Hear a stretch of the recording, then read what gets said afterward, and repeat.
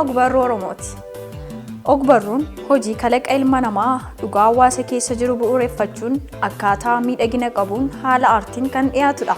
Uummanni Oromoo ogbarruu ofii qaba. Ogbarruu fayyadamuun haala jiruu fi jireenya isaa ibsata. Ogbarruun Oromoo yeroo gara yerootti suuta kan dagaagaa dhufedha.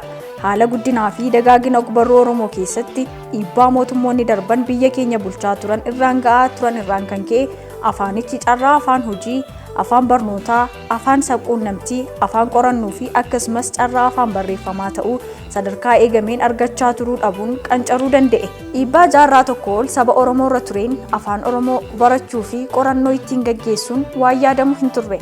Sabni Oromoo jaarraalee darban keessa afaan isaatti gargaaramee akka seenaa isaa, falaasama isaa, aadaa isaa fi ogbarruun isaa hin guddanneef akkasumas akka eenyummaan saba kanaa dagatamuuf mootummoonni darban dhiibbaa irraan gahaa fi saba kanaaf maqaa hin taane kennaa turan. Afaan meeshaa aadaan ittiin gabbatu dhalootaa dhalootatti ittiin darbu. Kanaaf hawaasni tokko afaan isaa dubbachuu, dubbisuu, barreessuu, qorachuu, walumaa galatti ittiin hojjechuu yoo hin dandeenye aadaallee hin qabaatu. Sababiin isaa ogbarruun afoolas ta'e barreeffama amaloota nama bashannansiisuu, barsiisuu, kakaasuu, kofalchiisuu, qarqarsuu, gaddisiisuu, gammachiisuu, amansiisuu fi amaloota kanneen kana fakkaatan of keessaa qabudha. Ogbarruun waan barreeffame mara qofa osoo hin taane kan afaaniin darban afoola kanneen akka walaloo fa'aa ni dabalata. Kana malees safuu fi falaasamni hawaasummaa kan ittiin dhiyaatudha. Dhaloonnis kana hubatee yeroo garagaraatti kitaabota kanneen akka seenaa, kitaabota xiinsammuu, walaloo, asoosamoota garagaraa barreessuun eebbisiisaa jira. Dilbata darbees kitaabni mata dureen isaa Aseelloo jedhu kan dargaggoo Haayilee Raggaasaa Adiin barreeffame hoteela Kakuu Maammeetti eebbifamee jira. Kitaabni mata dureen isaa Aseelloo jedhuu fi kan dargaggoo Haayilee Raggaasaa Adiin barreeffame magaalaa Finfinnee hoteela Kakuu Maammeetti guyyaa dilbataa eebbifame. Sirna eebba kitaabaa kana irratti maanguddoonni, hayyoonni, qeerroo fi qarreen magaalaa Finfinnee fi naannawaa ishee irraa dhufanii fi keessummoonni affeeraman biroon argamanii jiru. Barreessaan kitaabichaa Haayilee Raggaasaa kanaan duras kitaaba falaasamaa mata dureen isaa Jijjiirama Tirannaa jedhu barreessuun dubbistoota biraan ga'ee kan jiru yoo ta'u, guyyaa dilbataa jechuunis onkololeessa 28 immoo kitaaba isaa lammaffaa kana eebbisiisee jira. Haayileen kitaaba kanaan kitaabota falaasamaa lama kan barreesse yoo ta'u, falaasamni yaadrimeewwan seenaa keessatti hidda ta'anii leetoo jiruu keessa laban kaasuudhaan dhiibbaa yaadrimeewwan kanneeniif hariiroo isaanii ibsa. Ibsa biraan immoo seenaawwan garagaraa jabana garagaraa keessatti mudatan duuba yaadrimeewwan dhuunfataa akkamiitu tureen xiyyeeffannaa gaaffii falaasama seenaati. Aseelloon barruu qorannoo ta'ullee guutummaa guutuutti malaa fi qajeelfama qorannoo saayinsaawaa irratti kan hundaa'e akka hin taane hima. Walumaa galatti gaaffiin ijoon kitaaba Aseelloo keessatti ka'u jalqabbii waaqeffannaatiif sababni duraa maal ta'uu danda'a kan jedhu yoo ta'u, gaaffii kana deebisuudhaaf dhimmoonni garagaraa tokko boqonnaa kitaabichaa keessatti tuqamanii jiru. Barreessichi akka jedhetti kitaabni ani jalqaba barreessee tures kitaabuma falaasamaati jechuun qabiyyeen isaanii tokko ta'uu ibsuun inni jalqabaa Jijjiirama Tirannaa kan jedhu kitaaba falaasamaa yoo ta'u, qalbii waliin kan wal qabatudha. Aseelloonis seenaa amantaa waliin kan wal qabatu, saayinsiin seenaan waa'ee amantii maal jedhaa kan jedhu ibsa. Barreessichi akka jedhetti kitaabni koo jalqabaa dubbistoota biraan akka gaariin naaf hin geenye. Kitaabni falaasamaa kun kan jalqabaa waan ta'eef illee dubbisuuf rakkisaa ta'uu dubbistoonni naaf kaasaa turan jechuun ibsa. Kitaabni inni jalqabaa guutummaa guutuutti namni argee dubbiseera jedhee namanuu amma sana akka gaariitti jechuu hin danda'u. Because kitaabni falaasamaa akkuma beektu afaan Oromootiin isa jalqabaa ture. Kitaabni inni jalqaba barraa'e suni afaan Oromootiin sana dura kitaabni falaasamaa barraa'e hin turre. Dubbistoonni illee akka afaan falaasamaa mataan isaa baay'ee filosoofiin mataan isaa dictionary meaning hiika sila waan dictionary irratti beeknu sana otoo ta'in conceptual definition waan qabaatanii fi jechootumti achi keessatti fayyadamnu illee xiqqoo ishee ulfaachuu malu. Experience dubbisaa wal fakkaataan sana dura falaasama irratti namni keenya experience wal fakkaataa waan hin qabneef yookaan waan hin turreef kitaaboleen akka sana waan hin turreef namni dubbisuuf hin rakkata ture. Namoonni dubbisan illee baay'ee akka ulfaatu baay'ee rakkisaa akka ta'etti na kaasaa turani. Kitaabuma falaasamaa ture. Qabiyyeen isaanii kunis inni duraas kitaabuma falaasamaa ture. Ni jalqabaa Jijjiirama Tirannaa jedha. Kitaaba filosoofiiti. Kontentii falaasamaa waan qalbii faana wal qabatu yookaan conscious waan jedhan sana jechuudha. Isa faana wal qabatu waan baay'ee isaa of keessatti hammatee jira. Kitaabni inni kun ammoo philosophy of religion specifically akka sana jechuu dandeenya. Waan amantaa seenaa falaasama amantaa irratti waan xiyyeeffatudha baay'een isaa. Haayileen abbaan kitaaba jijjiirraa tirannaa fi abbaan kitaaba aseelloo ani gaafa kitaaban barreessu daawwataa argachuuf miti. Daawwataan booda dhufaa kanaaf tokko kitaabni falaasamaa qorannoo hedduu waan hojjetamuuf ofii koo barachuuf hin barreessa. Dubbisaanis immoo suuta dhufaa adeema. Kitaaba falaasamaa waliin wal baraa adeemu jechuun waa'ee kitaaba falaasamaa haala kanaan ibsa. Ani gaafan barreessu audiensii qabaachuudhaaf qofa miti. Audiensiin tariitii yeroo booda dhufuu danda'a. Akkansiin jedhe jalqabarra jira. Nuti amma waan gama literaashariitiinis haa ta'u gama maalootiin waan barreessinu kamirrattiyyuu faawundeeshinii irra jirra. Reefuudha establishmentii irra jirra maleeyyuu akka sana dubbisaa akka garaa keenyatti dubbisaa gaarii horachuu dubbisaan baay'ee qabaachuudhaaf ammatti hin carroomne dhawaatadha. Kuni reefuudha waan ta'eef suuta jenneetu namoota faana wal barsiisaatii maaloo gochaatii deemna waan jedhuufi akka garaatitti dubbisaan ammaaf haga sana maran jiru. Garuu haa ta'uti garuu ani gaafan barreessu ofuma kootiif immoo keessa barachuu waan nan barbaaduuf inni fakkeenyaaf qorannoodha. Most probably kitaabni inni ammaa kun ifaan almost qorannoo scientific waan ta'e wayiiti akka sanatti qophaa'e waan ta'eef anumti mataan koo keessan barda itti guddachuufan itti barachuufan irraa barachuuf itti guddachuufan sana gaafa barreessuudhaaf kaatu dhimma tokko irratti qorannoo hedduu waan gaggeessituuf kitaabilee hedduu riifar gochuuf waan sirra jiruuf sanaan akkan ofii kootii ofuma koo akkan guddisu waan nan barbaadiifan barreessa. Haayileen hojjetaa baankii ta'uyyuu aadaan dubbisuu isaa cimaa fi ol aanaa akka ta'e hima. Sababiin isaa iyyuu dubbisaan hin jiru taanaan falaasamni hin jiru jechuun ibsa. Kitaaba dubbisan malee waa barreessuun ulfaataadha akkuma beektu. Keessaayyuu namni filosoofii barreessuun dubbisni hin jiru taanaan filosoofiin jiraachuun hin danda'u. Haayileen qeeqni kitaabota afaan Oromoo yeroo ammaa barreeffamanii bahan irratti ka'u sirriidha jechuun ibsa. Qeeqni ka'uun dirqama yoo qeeqni hin jiru ta'e ogbarruu guddisuunis hin jiru. Qeeqni ogbarruu jabeessa. Ani kitaaba koo yoo namni dubbisee na qeeqe natti tola. Nama bareechee dubbisee na qeequ hedduun jaalladha. Namni hubatee nama qeequ ofiisaas itti gaafatamummaa isaa bahatee anas cimsa waan ta'eef kanaaf qeeqa irra darbee arrabni iyyuu jiraachuu qaba jechuun ibsa. Qeeqni ka'uun dirqamadha. Qeeqni ka'uudhuma qabaata. Qeeqni hin jiraatu taanaan ogbarruu qajeelchuun hin danda'amu. Qeeqatu ogbarruudha qajeelcha. Garuu rakkoon jiru maalidha amma namni baay'een kitaabota dubbisuun barreessuu waan amala ta'e wayiiti beekta. So kitaabileewwan namni barreessaa jedhamuudhaaf barreessa moo waa beekuudhaaf barreessa moo waan jedhu suni waanuma itti yaadamuu qabudha. Akka kootti garuu ani maaleen jedha kitaabilee koo otoo namni dubbisee namumti ga'ees namni gaariin ana jedhu dubbisee otuma maaliif kitaaba akkanaa tortoraa kana barreessite nama naan jedhuun barbaadaa jiran. Maaliif kitaaba akkanaa gadhee kana barreessite jedhee riizana fide jechuudha. Akkasuma miiraan otoo hin ta'in iddoo akka kanaatti akkana jetteerta maaliif akkana jette akkas jedhamuun irra hin jiraatu. Iddoo akka kanaatti immoo akkana gooteerta ebeluun riifar gooteerta ebelu garuu akka sana jechaatiin jiru maaliif akkana jettee hubannoon kee maalidha jedhee nama bareessee dubbisee hubatee naqeequ hin barbaadan akka dhuunfaa gootiitti jechaadha. Haayileen gara fuula duraatti karaa falaasamaa aadaa Oromoo barreessuuf kaayyoo fi karoora akka qabu himuun namni hundi dubbisuu aadaa isaa godhachuu akka qabu dhaama. Gara fuulduraatti waan gara filosoofii kanaan akkansiin jedhee jalqabbiidha. Afaan Oromoo keessa kitaabileen falaasamaa hedduun hin jiranii. Ani dhimmoota beezikalii aadaan Oromoo mataansaa filosoofiidhaan baay'ee riichidha. Baay'ee yaada falaasamootatti guddachuu danda'an ammoo falaasama ta'an mataa isaanii falaasama ta'an hedduun aadaa Oromoo keessa jira. Duudhaa Oromoo keessa ni jiranii. Jarreen gita falaasama addunyaatti yookaan immoo gita addunyaan ammaa keessa jirtu kanatti maal fakkaatu jennee riinterpreet gochuutu nurra jiraata. Irra deebinee hiika laachuutu nurra jiraata. Waan saayinsii faana wal qabsiifnee ibsu yookaan filosoofii addunyaan amma keessa jirtu faana haala addunyaa amma keessa jirtu faana wal qabsiifnee ibsu waan nu barbaachisuu fi gara fuulduraatti sanan godha jedhanii yaadu. Namni kamiyyuu dubbisuudha qaba jedha. Namni kamiyyuu dubbisuu kan qabu garuu barreessuudhaaf otoo hin ta'in eenyumtuu jiraachuudhaaf dubbisuutu irra jiraata. Jiraachuudhaaf mataan isaa dubbisa barbaachisaa jedheetiin ni yaada. Eenyumta keessanuu eenyumayyuu ta'aadha. Kitaaba dubbisan malee bilisoomuun hin jiru jedhan Dr. Gammachuun. Bilisummaan isaan jedhan garuu nama biraatirraa bilisoomuu jechuu miti. Doofummaarraa bilisoomuudha. Karaan ittiin doofummaarraa bilisoomuu dandeenyu immoo yoo dubbisne qofadha akkanumaan jechuu fedha. Uummanni Oromoo bal'aan maanguddoonni, hayyoonni, qeerroon, qarreenii fi barreessitoonni hedduun bakka eebba kitaaba aseelloo kanatti argamanii jiru. Nutis dhimma ogbarruu Oromoo fi haalli eebba kitaaba Aseelloo maal fakkaata kan jedhuu fi dhimma ogbarruu Oromoo gara fuulduraa irratti afgaaffii waliin taasisaa turree jirra. Mohaammed Siraaj barreessaa fi itti aanaan pirezidaantii Waldaa Barreessitoota Oromiyaa dhimma qulqullina kitaabaa irratti qeeqni ka'u dhugaadha jechuun dubbata. Yeroo ammaa qulqullinni hin jiru, qulqullinni kanaa ol ni barbaachisa jechuun ibsuun dogoggorri immoo barreessaa qofa bira osoo hin taane dubbisaa biras jira, osoo hin dubbisiin qeequunis sirrii miti jechuun yaada dubbistootaaf dheera. Akka waldaatti waan kana hambisuuf irratti hojjechaa jirra jechuun ibsa. Hundugaadha bara duraa kitaabni ni jira, nama dubbisuutu hin jirre, nama barreessuutu hin jirre ture. Amma dhugaadha namni barreessu heddummaatee jira. Nuti garuu kan nu fayyadu heddummaachuu isaa osoo hin taane kwaalitii qabaachuu isaati.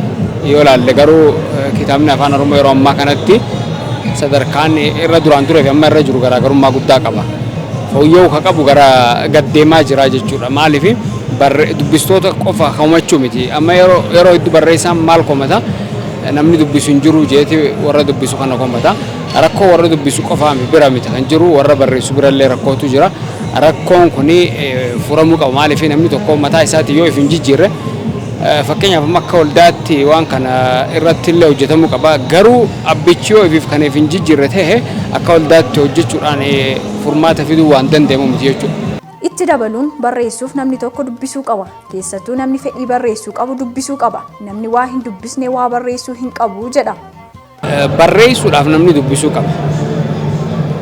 Fedhii dhugaa dubbachuuf amma namni tokko yoo fedhii barreessuu illee hin qabaanne yoo nama waa dubbisu ta'e fedhii waa barreessuu illee keessatti uumama dubbisuu isaa qofaan jechuudha. Kanaaf namni immoo fedhii qabu, fedhii barreessuu qabu, fedhiin barreessuu isa keessa jiraannaani waa dubbisuun dirqama isaati. Dubbisuu irra deddeebi'ee dubbisuu qaba jechuudha. Akkasitti malee waa barreessuudhaaf yaaduun dogongora. Namni waa hin dubbisne waa barreessuu hin qabu abadan jechuudha. Kanaaf barreessitoonni waa barreessanii waa dubbisuu aadaa godhachuu qabanii hin ja'a. Siifan Biraanuu qarree Oromoo gama ogbarruu Oromoo keessatti baay'ee jabaattuu fi waldaa barreessitoota Oromiyaa waliin ta'uun kitaaba seedaa keessatti hirmaattee turte.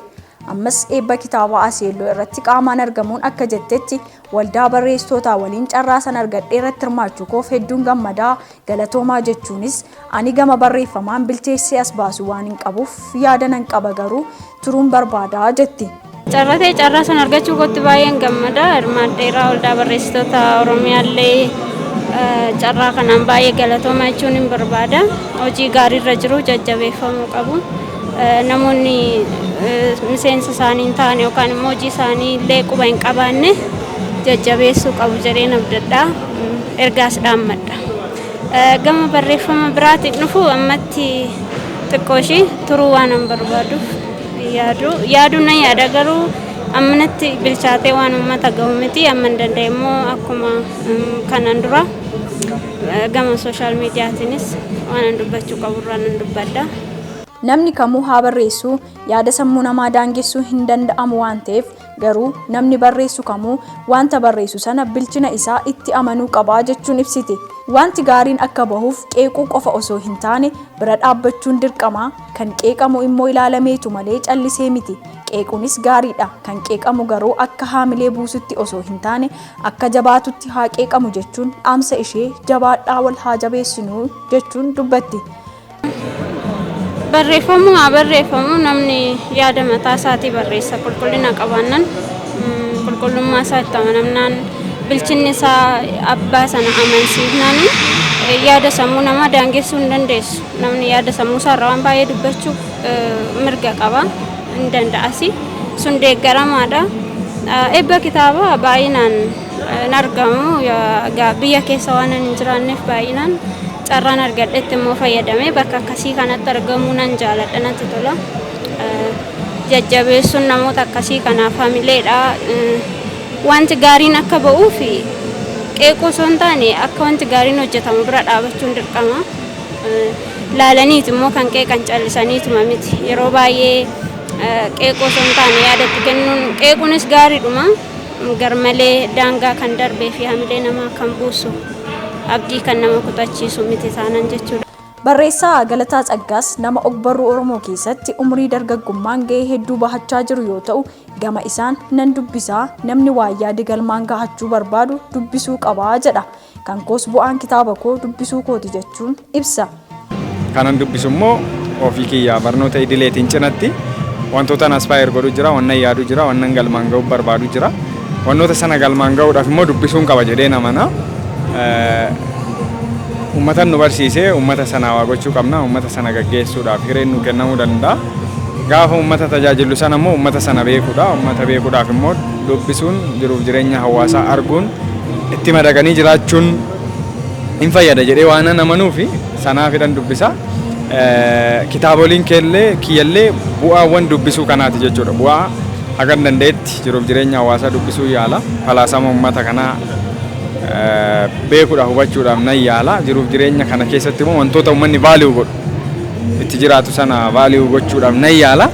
Sababni barreeffamaa fi ogbarruu kiyyaa kana fakkaata siin jechuun barbaada gabaabumatti. Qeeqaa kitaabolee irratti ka'an karaa lamaaniin ilaala jechuun tokkoffaa warri kitaaba qeequ kun dhuguma dubbiseetu qeeqaa kan jedhu yoo ta'u, inni lammaffaa immoo kitaabolee warri barreessan iyyuu ogbarruudhumaaf barreessuu kan jedhu irra dhaabbadheen ilaalaa. Ogbarruun keenya gosa sadiitu jira jedheen amana'ani. Isaanis baay'ee gaarii, giddu galeessaa fi baay'ee fokkisaa warreen ta'an jiru jechuun ibsa.